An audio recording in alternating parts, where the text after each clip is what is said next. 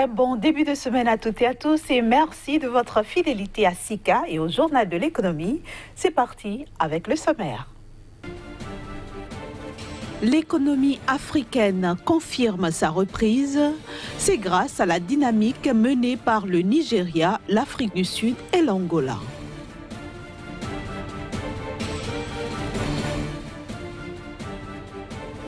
Le prix des fèves de cacao est en hausse au Cameroun. Il est fixé à 1 000 francs le kilogramme.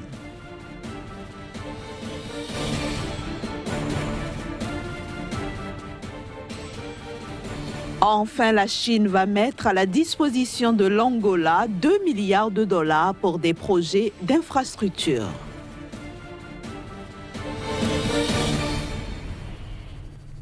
Certains pays africains pourraient être les grands gagnants de la guerre commerciale que se livrent les grandes puissances mondiales, notamment les États-Unis et la Chine. Cette guerre pourrait impacter positivement la croissance de certaines économies du continent africain. C'est en tout cas ce que nous apprend le Fonds monétaire international à la suite de la Banque mondiale qui en avait fait cas dans la dernière édition de son rapport intitulé Africa Pulse. La reprise économique se confirme en Afrique subsaharienne, en particulier pour les plus grandes économies. Selon le Fonds monétaire international, qui emboîte le pas à la Banque mondiale, l'incertitude engendrée par la guerre commerciale que se livrent les États-Unis et la Chine va impacter la croissance des économies africaines. L'institution prévoit pour la région une croissance moyenne de 3,1% en 2018 et 3,8% en 2019 contre 2,7% en 2017. Cette évolution présente cependant des variations d'un pays à l'autre. En effet, certains pays comme le Ghana, l'Éthiopie, la Côte d'Ivoire ou le Rwanda, ainsi que certains espaces économiques comme l'UEMOA, devraient enregistrer des rythmes de croissance appréciables entre 6 et 8%. On note aussi que ce sont les grandes économies qui tirent la croissance du continent. Il s'agit entre autres du Nigeria qui, selon les estimations du FMI, va offrir au continent près de la moitié de la reprise attendue entre 2017 et 2018 grâce à un rebond de sa croissance. Cette croissance portée par l'influence positive d'un redressement de la production et des cours du pétrole devrait augmenter de 0,8% en 2017 à 1,9% en 2018 et à 2,3% en 2019. Tout comme le Nigeria, l'Afrique du Sud contribue, selon le FMI, à tirer la croissance du continent vers le haut. Il en est de même pour l'Angola, deuxième pays exportateur de pétrole de la région, qui ressort progressivement de la récession dans laquelle la baisse des cours de l'or noir a plongé son économie.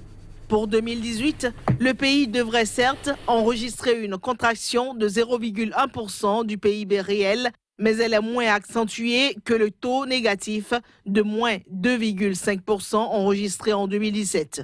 Mieux, il est prévu pour 2019 une augmentation de 3,1% grâce notamment à une reprise stimulée par un système plus efficace d'allocation des devises étrangères et une plus grande disponibilité des devises étrangères facilitée par l'augmentation des cours du pétrole. Enfin, le FMI alerte sur l'amplification de certains risques qui peuvent contrarier la dynamique des économies d'Afrique subsaharienne. Il s'agit notamment de l'instabilité politique, du poids de plus en plus inquiétant des dettes et de la tentation pour les pays producteurs du pétrole de céder à la hausse actuelle des prix pour reporter les réformes structurelles pourtant nécessaires au dire du FMI. L'histoire de la société de téléphonie Intercell Guinée se conjugue au passé. L'autorité de régulation des postes et télécommunications a annoncé la semaine dernière la fermeture de cette société, ce qui a fait l'effet d'une bombe pour les employés de cette quatrième société de téléphonie du pays. Intercell Guinée ferme ses portes.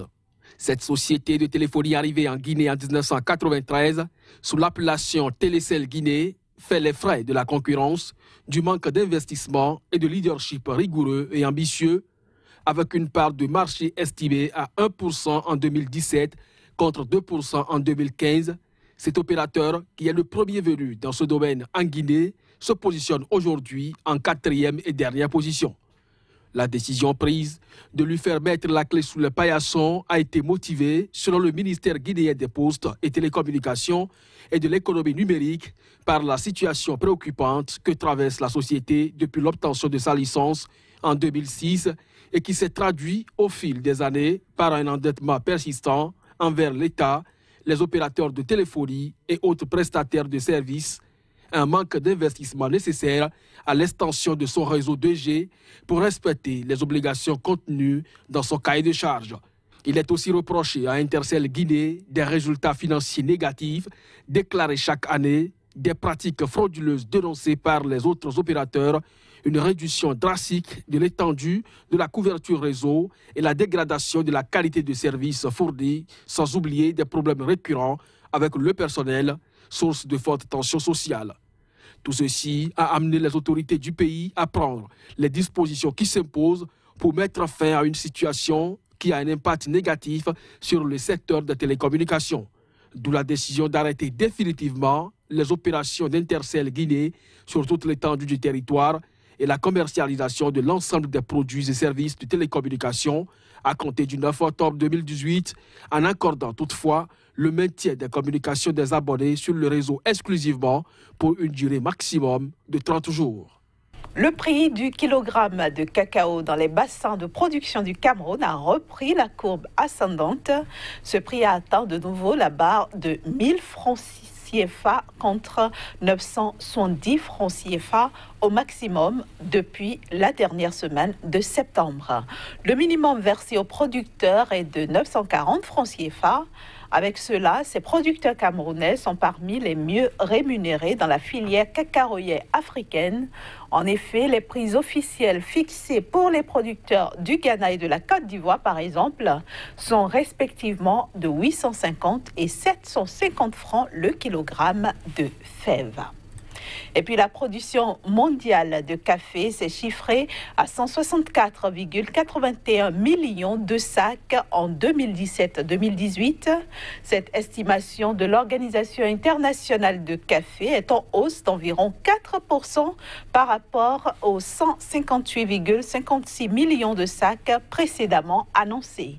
Le volume d'Arabica a été porté à 101,82 millions de sacs, alors que celui de Robusta a été estimé à 62,99 millions de sacs, ce qui laisse entrevoir un surplus de 2,58 millions de sacs pour la campagne 2017-2018 contre un déficit de 3,56 millions escompté.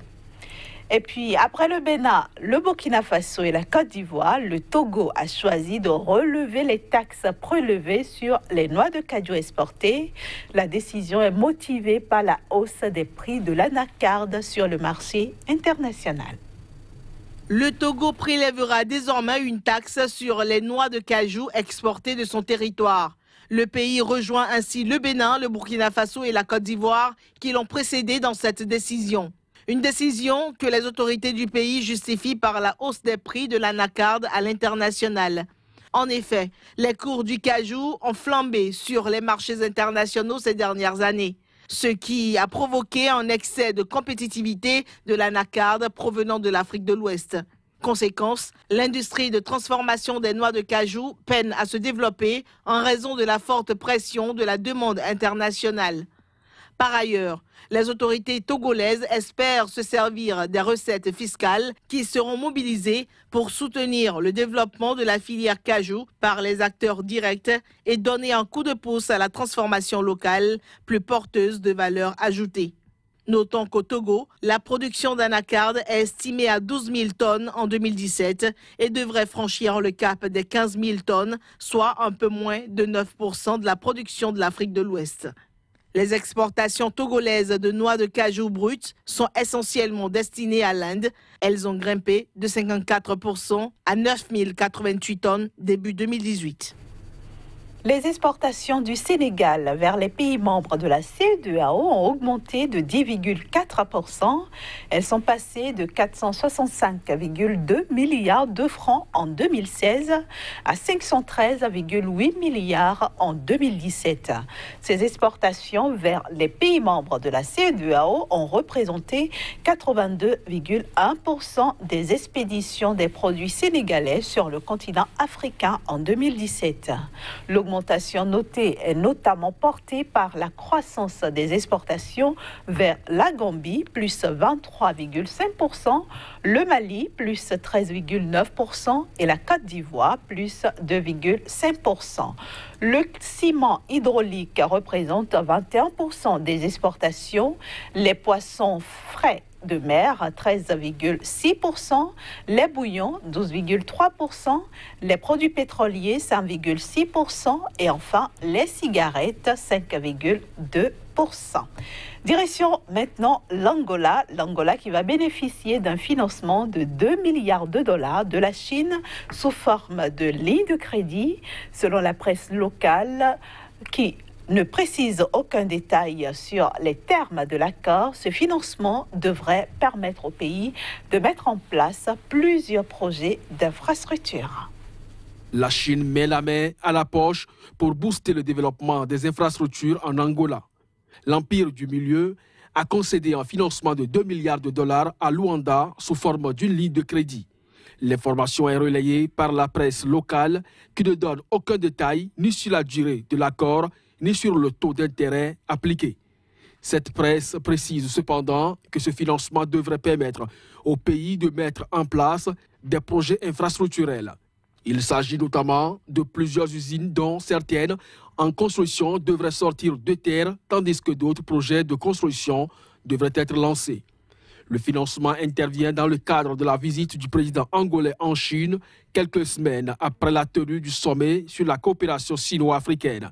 En effet, João Lourenço, qui a fait de la diversification de l'économie l'un de ses principaux chevaux de bataille, a multiplié depuis son arrivée au pouvoir des stratégies visant à attirer les financements étrangers en Angola.